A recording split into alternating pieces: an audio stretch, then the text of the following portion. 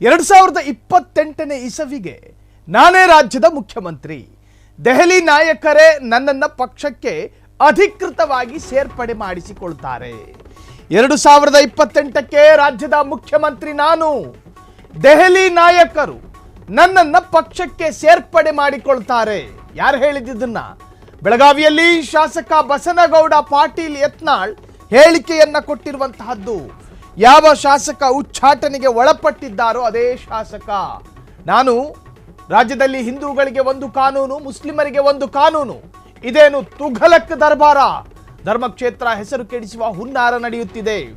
ಬಸನಗೌಡ ಪಾಟೀಲ್ ಯತ್ನಾಳ್ ಮೂರ್ಖನ ಮಾತು ಕೇಳಿ 18 ಅಡಿ ಆಳ ಜೆಸಿಬಿಯಿಂದ ನೆಲ ಅಗೆದಿದ್ದಾರೆ. ಯಾರಾದರೂ ಹೆಣವನ್ನ ಅಷ್ಟು ಆಳ ಹುಗಿಯುತ್ತಾರೆಯೇ? ಆಕ್ರೋಶವನ್ನ ಹೊರಹಾಕಿದ್ದಾರೆ ಬಸನಗೌಡ ಪಾಟೀಲ್ ಯತ್ನಾಳ್. 2028ಕ್ಕೆ ನಾನೇ ರಾಜ್ಯದ ಸಿಎಂ ಆಗ್ತೀನಿ. ದೆಹಲಿ ನಾಯಕರೇ ನನ್ನನ್ನು ಪಕ್ಷಕ್ಕೆ ಸೇರ್ಪಡೆ ಮಾಡಿಕೊಳ್ತಾರೆ. ಸಿಎಂ ಸ್ಥಾನ ಅನ್ನೋದು ಕಿರಾಣಿ ಅಂಗಡಿಯಲ್ಲಿ ಸಿಗುವ ಕೊಬ್ಬರಿ ಮಿಠಾಯಿ ಏನು? ಬೆಳಗಾವಿಯಲ್ಲಿ ಶಾಸಕ ಬಸನಗೌಡ ಪಾಟೀಲ್ ಯತ್ನಾಳ್ ಭರ್ಜರಿ ಗೆಲುವನ್ನ ಸಾಧಿಸ್ತೀನಿ, ಪಂಚಮಸಾಲಿ ಲಿಂಗಾಯತರ ವಿಶ್ವಾಸವನ್ನ ಕಳೆದುಕೊಂಡಿರ್ತಕ್ಕಂತಹ ನಾಯಕ,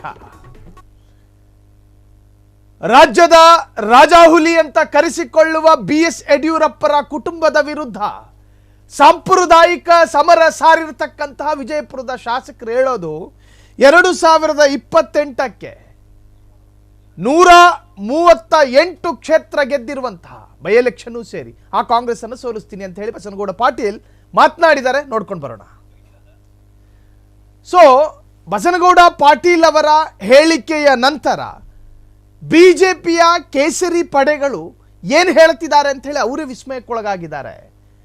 2028ರ ಅಸೆಂಬ್ಲಿ ಎಲೆಕ್ಷನ್ನಲ್ಲಿ ಬಿಜೆಪಿ ಭರ್ಜರಿ ಗೆಲುವಿನೊಂದಿಗೆ ಗೆಲುವು ಸಾಧಿಸಿ ಅದಾದ ನಂತರ ಆ ಸರ್ಕಾರದಲ್ಲಿ ಮುಖ್ಯಮಂತ್ರಿಯಾಗಿ ಆಯ್ಕೆಯಾಗೋದು ನಾನು.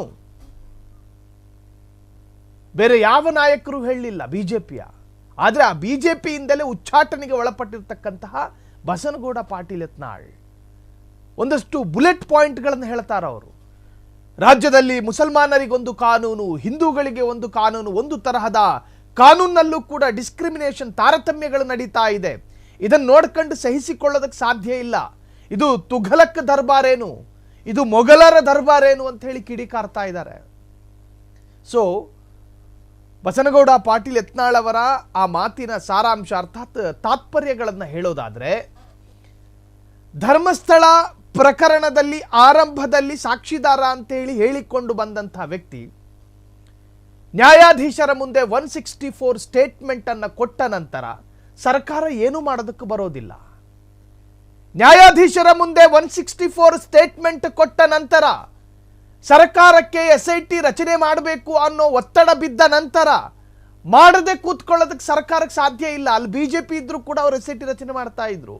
ಈ ಸಣ್ಣ ಪೊಲಿಟಿಕಲ್ ಲಾಜಿಕ್ ಅರ್ಥ ಮಾಡಿಕೊಳ್ಳೋದಕ್ಕೆ ಬಸನಗೌಡ ಪಾಟೀಲ್ ಯತ್ನಾಳ್ಗೆ ಸಾಧ್ಯ ಆಗ್ತಾ ಇಲ್ಲ. ಕಾಂಗ್ರೆಸ್ನ ಜಾಗದಲ್ಲಿ ಯಾವ ಪಕ್ಷ ಇದ್ರೂ ಕೂಡ SIT ರಚಿಸಬೇಕಾದ ಅನಿವಾರ್ಯ ಸ್ಥಿತಿಗೆ ಬರ್ತಾ ಇತ್ತು. ಯಾವ ಪ್ರಾಥಮಿಕ ಪೂರಾಪರ ಯೋಚನೆ ಮಾಡದೆ SITಯನ್ನು ರಚನೆ ಮಾಡಿದ್ರು.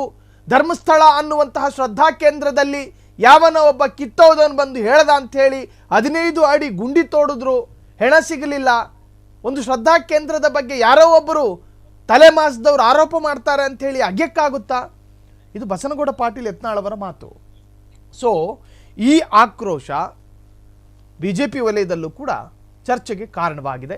ಅದರಲ್ಲೂ 2028ಕ್ಕೆ ನಾನೇ ಸಿಎಂ ಎನ್ನುವಂಥ ಹೇಳಿಕೆಯೂ ಕೂಡ ನಿಜಕ್ಕೆ ರಾಜ್ಯಕ್ಕೆ ಒಂದು ತರಹದ ಶಾಕಿಂಗ್ ಸುದ್ದಿಯಾಗಿ ಮಾರ್ಪಟ್ಟಿದೆ.